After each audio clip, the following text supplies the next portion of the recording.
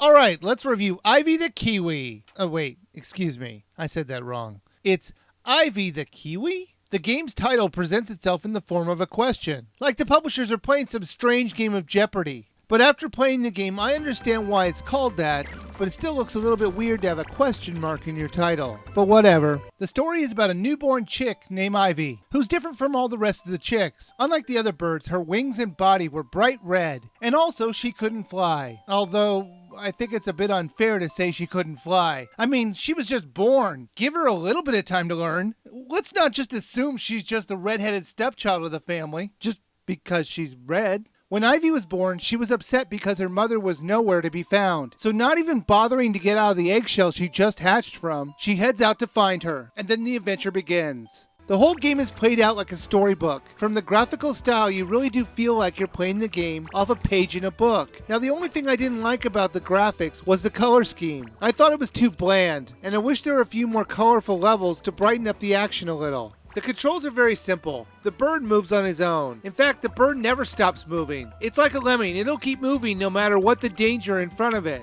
You can help the bird get to its goal by giving it ivy ropes to climb on. You can have up to 3 at a time on the screen, and you place them by putting the Wiimote cursor over where you want to put them, and then drawing a line on the screen with the A button. The ivy lines could stretch out pretty far, but if you stretch it out too long, the line will break and you'll have to make a new one. You know, the gameplay is a lot like Kirby's Canvas Curse for the DS. So if you have ever played that game, then you know what I'm talking about here. The main problem I had with placing the lines was getting rid of the ones that you didn't need anymore. In order to get rid of a line, you're going to have 3 lines on a screen, and then the oldest of the lines will disappear when you put another one on the screen. I wish there was a way to quickly disperse a line that you don't need, because they often would get in the way. Now the lines can also be stretched with a B button. You just hold down the B button while your cursor is on a line, and it will stretch back the line and send the bird sailing up to kill the enemies or break blocks. You will encounter a lot of enemies throughout the levels, from rats, birds, or even dewdrops of water. I'm assuming that this is really poisonous water, because if it wasn't, if a drop of water could kill that bird, there is something seriously wrong with it. The whole goal of each level is to get to the podium at the end of the level. They always show you the general direction of the end of the level, but sometimes you're going to have to make your way through the maze of the level to find it. In each level there are 10 feathers to find if you're one of those people who just love to collect items and complete levels 100%. And by the way, I am not one of those people. I could give a care about that. So I don't know if you get something special for collecting all the feathers. You probably do, but I have no idea what it is because I don't have the patience or time to go out hunting throughout the levels for them. But if you did go out hunting, these feathers are often hidden in places throughout the level that you don't need to go. So after you beat a level, there will still be places that are new to you. So that's kind of nice.